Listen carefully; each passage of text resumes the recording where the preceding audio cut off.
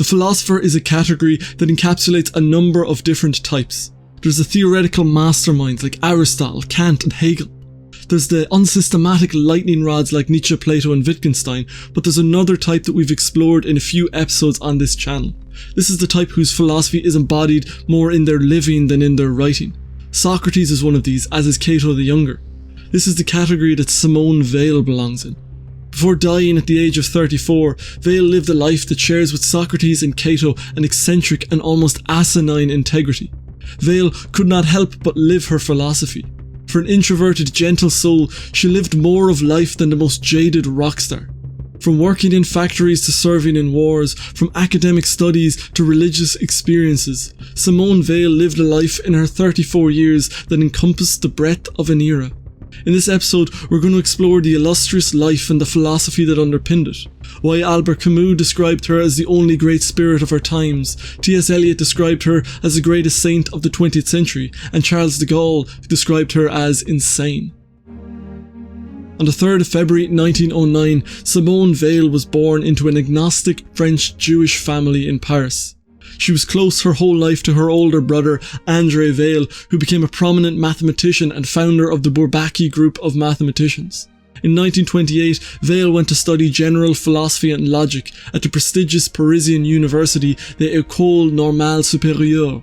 She finished first in the entrance exam, with Simone de Beauvoir finishing second. De Beauvoir later wrote of her saying, "I envied her for having a heart that could beat right across the world." During this time, Weil's radical views attracted much attention, earning her the nickname of the Red Virgin among her peers, while her teacher called her the Martian.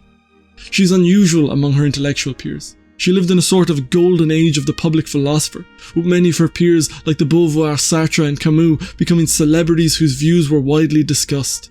Despite coming from the same social milieu, Weil made no intimations of becoming a public philosopher. She just didn't seem to pay any attention to it, and tracking the moves she makes in her life and her philosophy, we see a philosopher unfettered by any imposed boundaries. Ultimately, she fit into no mould other than the one that was crafted for her by the dictates of her spirit.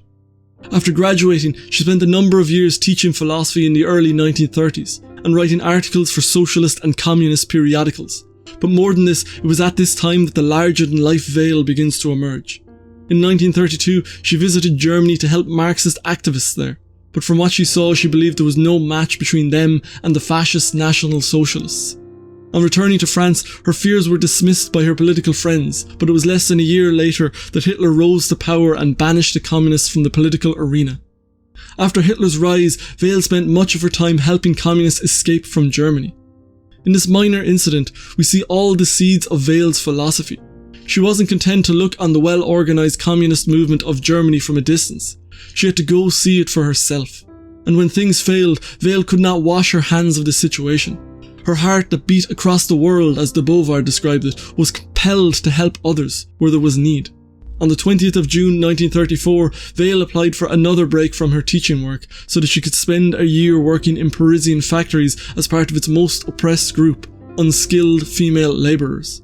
Once again, Weil was not content to theoretically know about something that deeply concerned her. She had to go and experience it as much as possible. Ultimately, she spent 28 weeks working in a number of Parisian factories, and it was a time that developed not just her political philosophy, but it also sowed a critical seed in her religious unfoldment. In this time, her philosophy of oppression and slavery developed. She understood firsthand the normalization of brutality in modern industry. In a journal from the time, she wrote that time was an intolerable burden. Factory work consisted of two aspects: orders from superiors and consequently increased speeds of production. She found that the increased demands and workload led to incredible fatigue and the death of all thinking. Her experience was less of a physical suffering, but of a soul-crushing humiliation. She was surprised to find that the humiliation didn't produce rebellion, but instead fatigue and docility. She described the whole experience as a kind of slavery. In the autumn of the year after, she was in Portugal watching a procession to honour the patron saint of fishing villagers, and she had her first major contact with Christianity. She wrote that the conviction was suddenly borne in upon me that Christianity is preeminently the religion of slaves, that slaves cannot help belonging to it, and I among others. In 1936, she took part in the Paris factory occupations and planned on returning to factory work, but her attention was directed southward. She reneged on her pacifism and went to take up arms in the Spanish Civil War. She sought out the anarchist faction and joined the French-speaking Durruti column. Her time in Spain during the war, while showing her courage and integrity, nevertheless reads like a comedy, and more than explains Georges Bataille's description of her as a Don Quixote. Being extremely short-sighted, Weil was not the best shot, and her comrades tried to avoid taking her with them on expeditions, though she did sometimes insist. Her only experience of combat was to shoot her rifle at a bomber during an air raid. In a second raid, she tried to man the group's heavy machine gun, but mercifully, her comrades prevented her. Her time in the war came to an end when the clumsy and nearsighted philosopher stepped in a pot of boiling oil and severely burned her arm and instep. She was forced to leave her unit and was convinced by her parents not to return, but to take time to recover. And with that, they departed for Assisi in Italy, where she was to convalesce and have her second significant Christian experience. As she describes it in her spiritual autobiography, there, alone in a little 12th century Romanesque chapel of Santa Maria degli Angeli, an incomparable marvel of purity, where St. Francis often used to pray, something stronger than I compelled me, for the first time in my life, to go down on my knees. The following year, she spent 10 days over the Easter period at a Benedictine community southwest of Paris. She was suffering from crippling headaches at the time, and the only succour she could find was the Gregorian chanting of the monks. Despite the pain, she found a pure and perfect joy in the unimaginable beauty of the chanting and the words. This experience enabled me, by analogy, to get a better understanding of the possibility of loving divine love in the midst of affliction. It goes without saying that in the course of these services, the thought of the Passion of Christ entered into my being once and for all. The final pivotal experience in Weil's draw to Christianity came with her reading of George Herbert's poem Love, which she would repeat to herself over and over in the most disabling moments of her headaches. She believed at first that she was merely reciting the poem, but without my knowing it, the recitation had the virtue of a prayer. It was during one of these recitations that, as I told you, Christ himself came down and took possession of me. With that, Weil's conversion to Christianity was complete. There was always something in her that leaned in this spiritual direction. She had studied Plato and the Neoplatonists, as well as learning India's sacred language, Sanskrit, so she could read the Bhagavad Gita in its original tongue. It was this affinity with a broader revelation of God that kept her from baptism, but it was Christianity that spoke into the depths of her soul and permeated her life and thought from this time in 1938 until her death 5 years later. For Weil, this baptism in the waters of mystical thinking was not an abandonment of her intellectual philosophical project, but an extension of it. In her book, Waiting on God, we see the importance of attention, which she sees as a critical part of experiencing a mystical communion with God. She writes that, the quality of the attention counts for much in the quality of the prayer. Warmth of heart cannot make up for it. And so for Weil, the cultivation of a religious life is not separate to the philosophical life, but the culmination of it. The rigours of intellectual study provide the foundation for the relationship with God. She says that school children and students who love God should never say, for my part, I like mathematics, I like French, I like Greek. They should learn to like all these subjects, because all of them develop that faculty of attention which, directed toward God, is the very substance of prayer. For Weil, this faculty of attention is key not just to prayer, but to our ability to live in solidarity and compassion with the suffering of our neighbours. In her encounter with Christianity, we see the crystallization of Simone Weil the philosopher and Simone Weil the saintly lover of her fellow humans.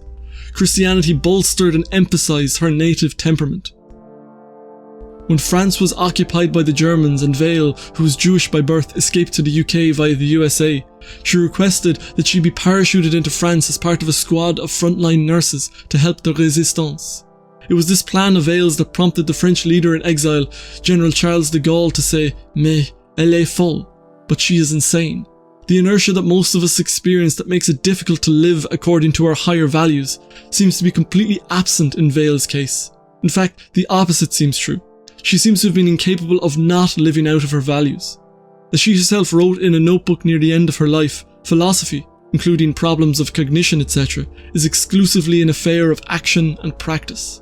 This pattern is one that runs like a red thread through Weil's whole life. She reminds me of other eccentrics in the history of philosophy, like Henry David Thoreau and ancient Rome's Stoic senator Cato the Younger.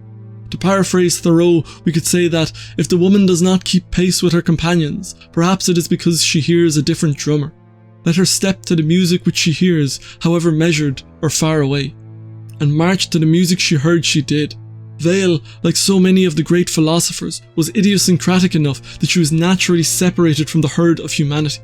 She wasn't so effortlessly dissolved in the collective that she would end up marching to the same drummer as everyone else. When her heart called her to war, she went to war. When her heart called her to religion, when everyone else was talking about atheism, existentialism and nihilism, she loved God, she breathed God, and she lived God.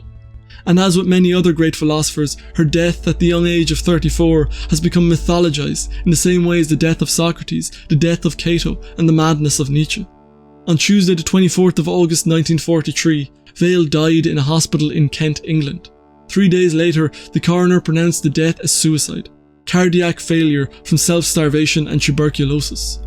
The legend of her death says that Weil, aware that her fellow countrymen in occupied territory had to live on minimal food rations at the time, insisted that she do the same. It was an act of solidarity and love that had no point to prove.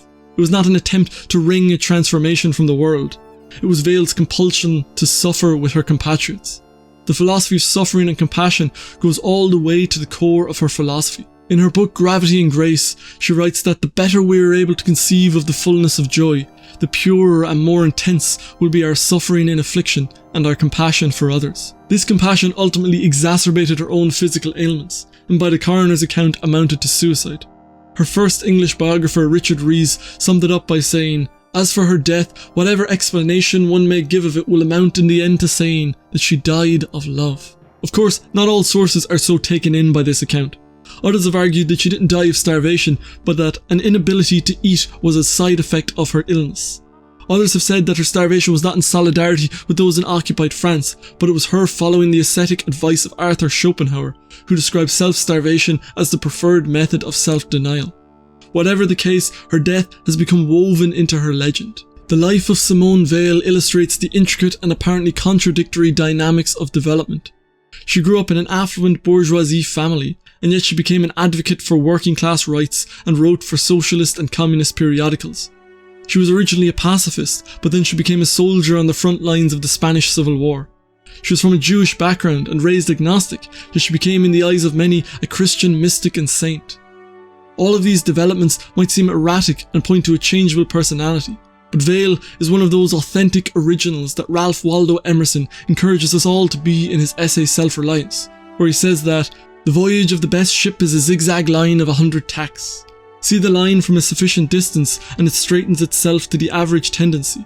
Your genuine action will explain itself and will explain your other genuine actions. Your conformity explains nothing. That's everything that I wanted to cover on this episode of The Living Philosophy. If you have any insights, thoughts or feedback, I'd love to hear from you down in the comments. And if you've enjoyed the video, please give it a like down below and subscribe if you haven't already. And otherwise I shall see you next time. Thank you for watching.